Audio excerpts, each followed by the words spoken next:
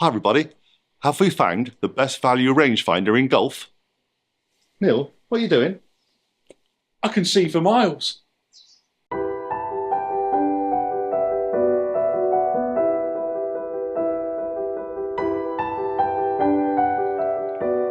Hi everybody, we are at Hale Golf today. Thank you very much to Ian for allowing us to use the facilities.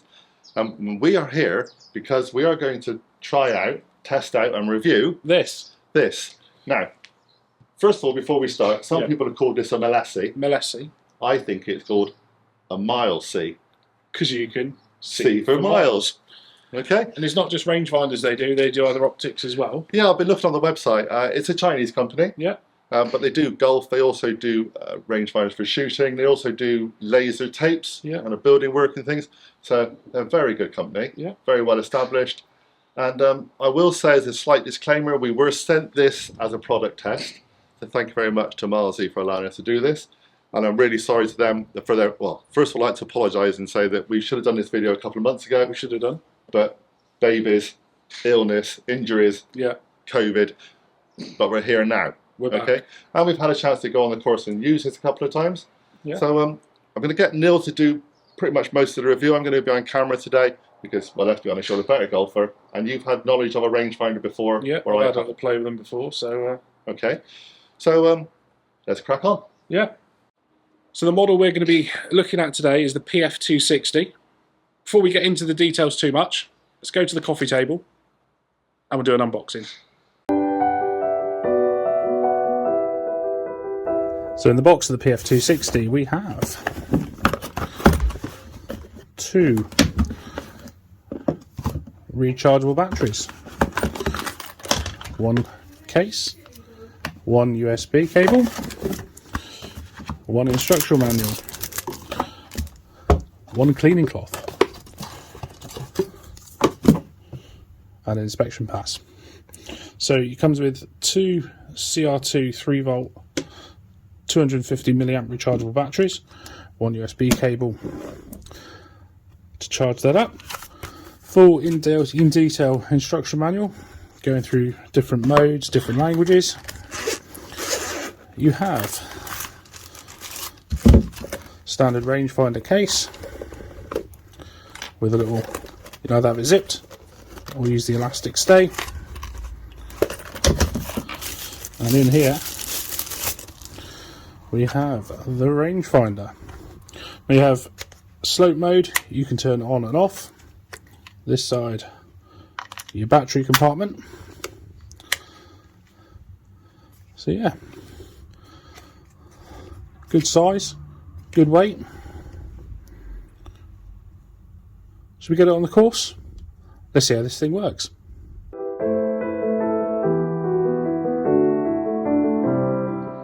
Right, so one of the main features that you're going to want with a rangefinder is accuracy. There's nothing worse than standing on the course and guessing your yardages. So, we're here at Hale Golf. We've got the markers up. Let's test how accurate they are. Or how accurate this is, we should say. Well, that's the thing. I mean, we are slightly to the right of these markers, so I'm not exactly expecting 75 to be 75, 100 to be 100. But if you do 3 attempts at each one, let's try and see how close we get. Right. So at least what our distance would be. Give me a number. Okay. Well, let's start with 100 because it's a nice round figure. Nice round number.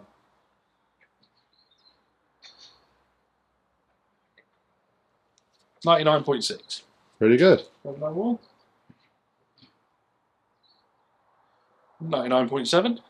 Very good. 99.6. Well, irrespective of whether it's 100 or not 100, it's giving you 3 readings within 0.1. Within nothing. Yeah? Yeah. Far more accurate than we'd ever hit it. Oh yeah, far more accurate than pasting it yourself as well. Yeah. So that's a really good start. Yeah. But obviously that's great for like an approach shot. Yep.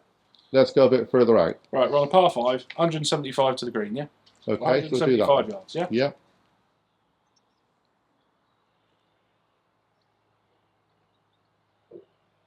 $173.7. Okay. 173.5. 173.8. Again, that's Well, that's within a hair's breadth of accuracy. That's pretty good. How long did it take you to actually register the details? Because obviously some people, and we've seen other reviews of this, are saying it's slightly slower than a very well-known branded one, which is a Bushnell, which is a seriously more expensive piece of kit. So would this be comparable? I would have said so. What I'll do is I'll take a measurement again on the same flag, or the same board. It has got target lock for flags as well, so we'll try that in a minute. We're going to go on the course and try that in a little while. But we'll try it again, 175. I'll say when I push the button, and I'll say when it's got a reading. Okay. So, press, reading. That quick. Press, reading. Pretty instant, isn't it? That's pretty instant. And again, press, reading. So it's very good. It's within a second. Yeah, and admittedly, we're not at the moment checking on a flag, which may be a little bit more tricky. Yeah, there are larger pieces. But if you think about this as maybe a tree being a certain distance or a bunker you're trying to find. I say you don't have to just measure to a flag. You can measure to a point on the course. You hit a drive, you can measure back to the tees. Well, there's so many different things you can do. This is the thing. Especially a lot of high handicappers will think that a rangefinder is literally just a pinpoint just of the flag. A pin, yeah. But especially on longer holes, there's so many things that bigger hitters don't necessarily have to worry about. You might want to smaller hitters do. The back of a bunker, the edge of a bunker, the edge of some water. You just want need to lay up before that shot. Yeah, exactly. But no, it seems to be so far very good. Pretty accurate, yeah. What's the longest mark we've got here? The longest we've got is 250. Okay, so we'll do that one because that's a decent drive. Yeah, it's a much better drive than I know. If you were to measure for water in the way or a bunker. Yeah. Right, let's try that.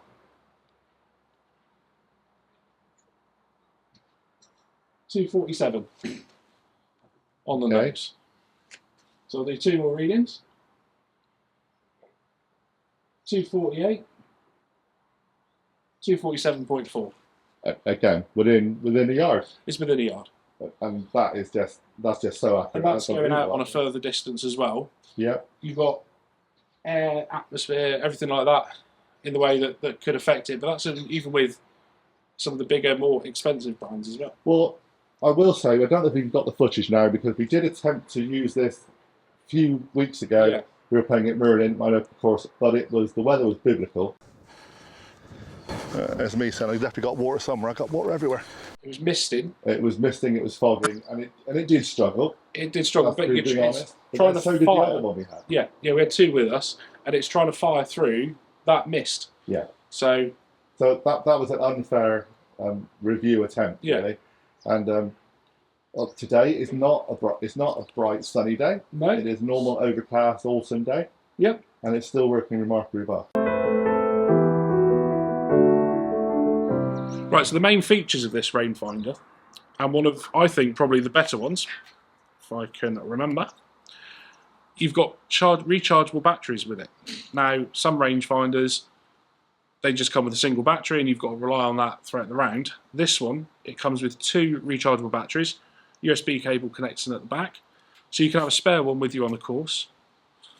So if you do run out of any battery or have any battery issues, you can just swap it over mid-round. It's very simple. Push that, flaps up, battery comes out, new battery in, done. For main operation, two buttons, power button and your fire button, and a mode button that puts you through the different modes for flag lock. You can do speed with it as well. So yeah, two buttons, push once to power the unit on, push again, and it'll measure your distance. Another handy feature on the Pf260, you've got a magnet. Now, pretend this is the window frame of your buggy. Sits on nicely. So, we were actually at Dartmouth the other day, taking part in a charity event for breast cancer, and we got a little bit of footage of that just to demonstrate. Hello. Just seeing how good this is to connect onto the buggy. Look at that. Brilliant. Ain't going anywhere. And it's quite a strong magnet as well. It managed to stay on there. I think I put it on the 10th hole, and it stayed around for the rest of the 9. Didn't fall off at all, even with my driving, which I know John will say is... I was going to mention, actually, if you've watched some of our videos before, you'll know that Neil's driving is a little bit erratic. It was worth coming in front of the camera just to say that. And this was just a joy. It locked on to the buggy, wasn't shaking or anything. It literally just stayed there all the way. Well done. Absolutely. Another feature you've got, which we'll show you a little bit more on the course, is the slope setting. This will give you a yardage reading, depending on if you're shooting uphill into a green or downhill into a green. So it's quite a handy feature. Can't use it in competition or tournament use, but we'll run through it on the course. Part of the great range of facilities they have at Hale Golf, you've got the driving range, you've got the short game practice area, you've also got a 12-hole golf course. So we've come out here to the 7th hole, and we're going to give this a try on the course. And we'll show you slope in a minute, because there's a hole that's got a nice little slope down to the green. But we'll give this one a reading. So this is a relatively short hole just to test out camera pointing, really? So it's giving me 109. 109, yeah, I believe that's about right. And we're doing it on a flag, so I've got a flag lock on. Okay. So I'm going to give it another 2 readings. 109.3. 108.8. So 109.3 and 108.8 the last two, yeah. In case people didn't hear it on the camera. Yeah, so we're within, what, half a yard? Half a yard. Yeah. And in that distance, that's all you need. Yeah, and the flag is blowing a little bit, so picked it up nice and quickly. Well, that's why we came up to the top, what is the top of the course, so that we could check, because obviously it's quite windy at the moment. Test with the wind fluttering. You may notice that on the audio, but I'm doing my best to remove that. So, let's play a little shot in. Right, we've got the measurement, 107. Got my gap wedge. Let's hit a shot.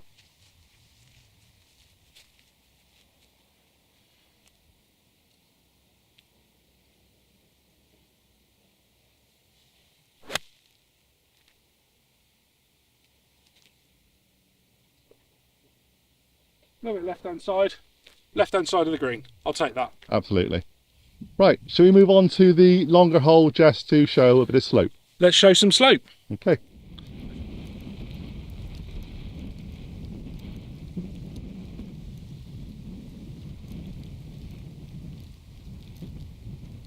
Okay, we're on hole 8 now, and we've got a shot downhill into the green. There is a little bit of mist coming in. The weather is coming in, yeah. The joys of filming, but it's going to be a good test for this now. Let's have a little measure.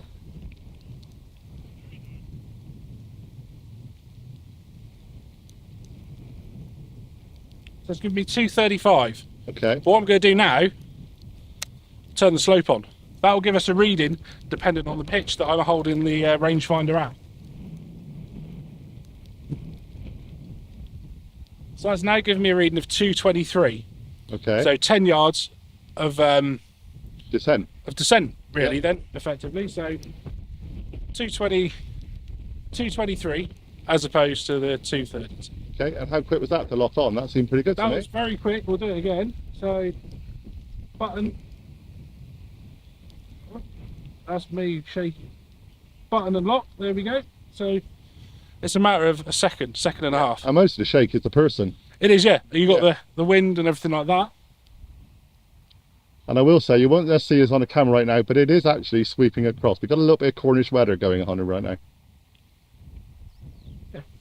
So 221. Very good. Should we hit a tee shot? Hit a ball. Right, so we've got 221 with the slope. 5 wood, 225. Within 4 yards, let's give it a go.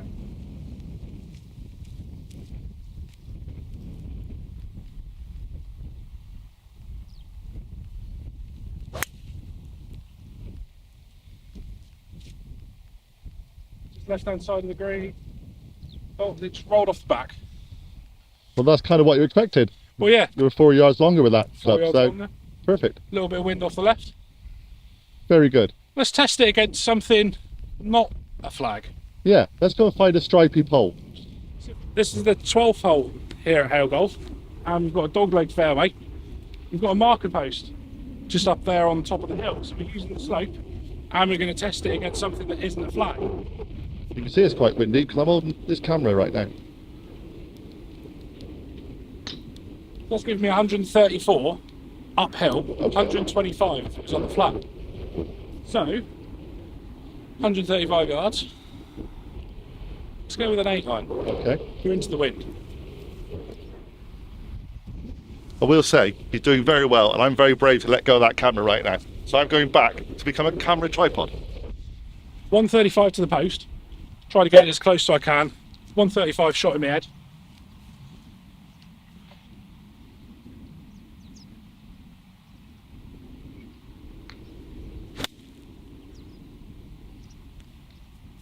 Drifting a little bit on the wind. That's not bad with the wind. That's not going to be far off it, really. It's not. But it does lock on really well. I've got to say, it locks on to that target no matter what it is, whether it's a bunker, a post, a flag. It does do its job. I'm very impressed. For the price, and we'll discuss that in a second. Let's get back inside out the rain, into the dry. Let's get in the dry. Right, so that's how it works on the course, John. I was very surprised. I really thought that for the price, maybe we'd be struggling a little bit to pick up some of those different points you were checking. I've got to say, it picks up flags quickly, accurately. Within, you know, it's not like you're getting 10 yards difference in between each single measuring you're doing. So it's quick to lock on. It doesn't mind locking on anything other than flags. You can measure to posts, bunkers, edges of lakes, trees, any kind of hazards, really. Buildings, Yeah, and the reason I'm saying I was a little bit surprised is because when you know about the big name rangefinders, and they're what, 400, 500 pound. This one, and I just took this yesterday on Amazon. This one shows it's 125 pounds with free returns if you need to. Saving £22.50 right now on a deal. What's not to love? Well, that's it. Really? Should we put a little link underneath? We could do that. I could put a little Amazon link if you're interested, and we will get a few pennies for that if you want to buy one. But it's not like an infomercial, really. But if you want to, go and check it out.